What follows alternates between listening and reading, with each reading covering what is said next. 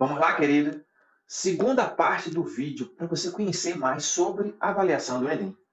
Vamos abordar agora teoria de resposta ao item, o famoso TRI. Sou o professor David Nascimento, o DD. Faço parte dessa instituição maravilhosa, o Instituto Aerofarma. Vamos lá? Vamos aprender um pouquinho mais sobre o que é esse famoso TRI. O TRI, gente, eu vou começar a falar para vocês a comparação do TRI com a teoria clássica de avaliação, o TCA. O TCA nada mais é do que ele mede o desempenho final correspondente exatamente ao número de acertos. Por exemplo, uma prova tem 10 questões. 10 questões, você acertou 6, você errou 4. Se você acertou 6 e você errou 4, você tirou 6 na prova. Então, é um valor absoluto. Isso é o TCA.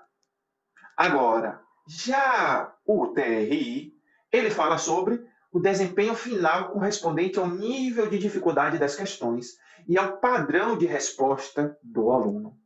Entendeu? Como é isso, esse nível de dificuldade, esse padrão? Toda a questão do Enem, ela é pré-testada. Ou seja, em algum exame nacional, de alguma escola, de alguma região, ela já foi testada. Então, ela já, quando entra na sua prova, ela já tem um índice de acerto. Logo, ela já tem uma classificação, se aquela questão é fácil, média ou difícil. Então, é isso aí, o padrão de resposta, o nível de dificuldade. Vou abordar agora, no próximo slide, um pouquinho mais sobre isso, o padrão de resposta. Vamos lá ver como é essa correção à teoria de resposta ao item. Trago aí para vocês um exemplo. Nesse exemplo, eu tenho aqui dois participantes. O participante A acerta, repare bem, 1, 2, 3, 4, 5 questões. O participante B também acerta 1, 2, 3, 4, 5 questões. Mas como é que o participante A teve uma nota de 480 e o participante B teve uma nota de 310? Vamos ver por quê? Repare bem na régua. A régua ela vai aumentando de 200 pontos até chegar a 800 pontos o nível de dificuldade. Repare bem que o participante B ele acertou questões mais difíceis e o participante A acertou questões mais fáceis.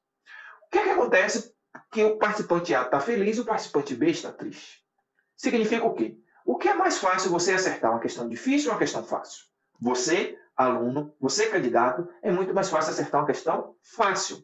Se você acerta uma fácil e erra uma difícil, ok, é aceitável. Mas se você acerta muito mais questões difíceis e erra a questão fácil, significa que você estava naquele dia iluminado. Significa que você, se você erra fácil, você não vai saber uma difícil.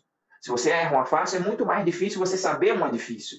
Significa que possivelmente essas difíceis que você acertou foi através daquela iluminação divina que proporcionou clara evidência para você no seu chute. Então, assim, galera, é isso que nem consegue captar. Se você sabe ou se você não sabe. Se você está fazendo a questão chutando ou não. Certo? Então, aí eu trago agora um exemplo real. Vou trazer aqui para vocês, ó, um exemplo real. Prova de linguagens e códigos e prova de matemática. Dois alunos. Uma aluna fez uma prova de linguagens e códigos e o outro aluno fez uma prova de matemática. O que foi que aconteceu? Prova de linguagens e códigos, vocês já sabem. São 40 questões de linguagem e 5 questões de língua estrangeira. A aluna acertou 38 questões das 45, ou seja, ela só errou 7 questões. Se a nota fosse absoluta, o famoso TSA que eu já expliquei anteriormente, proporcional seria o quê? Lembrando que a prova do Enem vale 1.000, então seria uma regra de 3 bem simples. 45 questões valem 1.000, 38 acertos valeria quantos pontos? X pontos. Daria o quê? 844 pontos essa aluna teria se a nota fosse absoluta. Porém, a sua nota real lá no Enem, quando saiu o boletim, foi 609 pontos e 6 décimos. Já o aluno que fez a prova de matemática, ele acertou apenas 35 questões das 45. Ou seja, ela acertou 3 questões a mais do que esse aluno. O aluno acertou apenas 35, ele errou 10.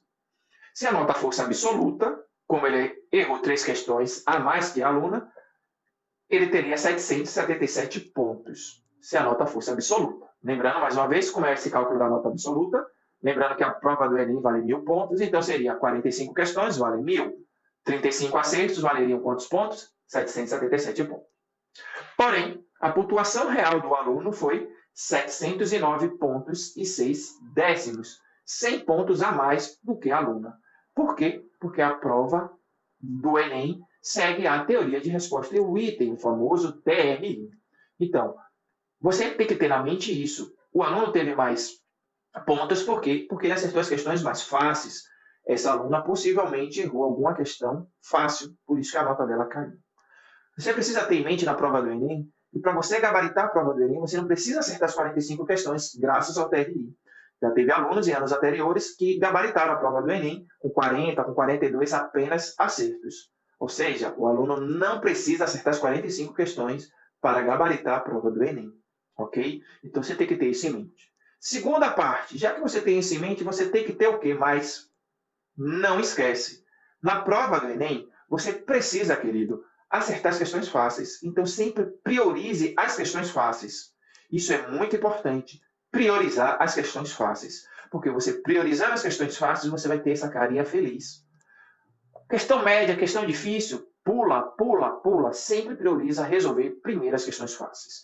Por isso que eu digo para os alunos, é muito importante você colocar um código na prova do Enem. Certo? Como é que eu vou colocar esse código, DT? Você pode colocar esse código da seguinte forma. Você pode colocar esse código com uma questão fácil, você vai ler, você vai responder, você vai marcar. Uma questão difícil, o que é que você vai fazer? Você vai colocar uma interrogação, uma questão média, você coloca uma exclamação. Você pode usar uma bola, quadrado, triângulo. Você vai fazer algum código na sua prova. Ok? Priorize sempre as questões fáceis. Se tiver que pular 10, 5 questões, pule. Você está pulando as questões médias, você está pulando as questões difíceis.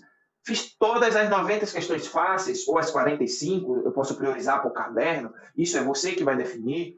Fiz todas as questões fáceis do primeiro caderno. O que é que eu vou fazer? Eu vou agora tentar as questões médias. Sempre controlando aquela régua do tempo.